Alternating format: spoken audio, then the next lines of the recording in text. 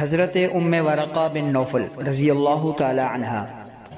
حضرت ام ورقہ بن نوفل رضی اللہ تعالی عنہ انصاریہ صحابیہ ہیں، جنتی خاتون ہیں، حافظہ قرآن ہیں، عالمہ قرآن ہیں۔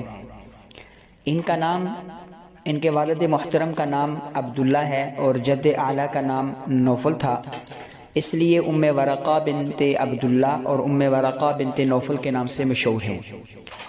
آپ ہجرت نبوی کے بعد ہی ایمان لے آئی تھی اور حضور اکرم صلی اللہ علیہ وسلم سے بیعت کا شرف حاصل کیا تھا۔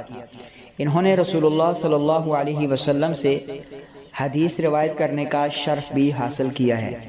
انہوں نے بڑی عجیب اور شوق کے ساتھ رسول اللہ صلی اللہ علیہ وسلم سے قرآن کی تعلیم حاصل کی اور پورا قرآن مجید حفظ کیا۔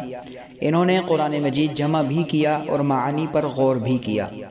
انہوں نے رسول اللہ صلی اللہ علیہ وسلم سے درخواست کی کہ مجھے بھی غزوہ کے اندر یعنی غزوہ بدر میں شامل ہونے کا موقع فراہم کیا جائے۔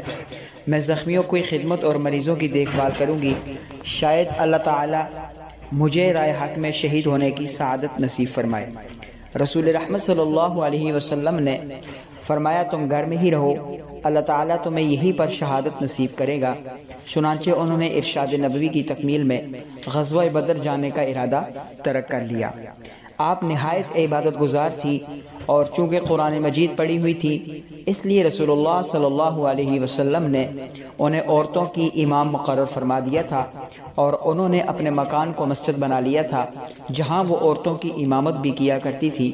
حضور صلی اللہ علیہ وسلم نے ان کی درخواست پر ایک مؤذن بھی مقرر فرما دیا تھا۔ اذان کی آواز پر عورتیں باجماعت نماز ادا کرنے کے لیے حضرت ام ورقہ رضی اللہ تعالی عنہ کے گھر جمع ہو جاتی۔ رسول رحمت صلی اللہ علیہ وسلم صحابہ کرام کے ساتھ کبھی کبھی حضرت ام ورقہ کے گھر تشریف لے جاتے اور فرماتے آؤ شہیدہ کے گھر چلے۔ حضرت ام ورقہ رضی اللہ تعالی عنہ نے ایک غلام اور لونڈی سے وعدہ کیا تھا کہ تم میرے مرنے کے بعد آزاد ہو۔ ان بدبختوں نے جلد آزاد ہونے کے لیے ایک رات ان کا گلا گھونٹ کر انہیں شہید کر دیا۔ صبح کو حضرت عمر فاروق رضی اللہ تعالی عنہ نے لوگوں سے کہا کہ آج خالہ ام ورقہ رضی اللہ تعالی عنہ کے قرآن مجید پڑھنے کی آواز نہیں آ رہی ہے، معلوم نہیں کیا حال ہے۔ آپ حضرت ام ورقہ رضی اللہ تعالی عنہ کے گھر گئے اور دیکھا کہ ایک چادر میں لپٹی پڑی ہیں اور بے جان ہیں۔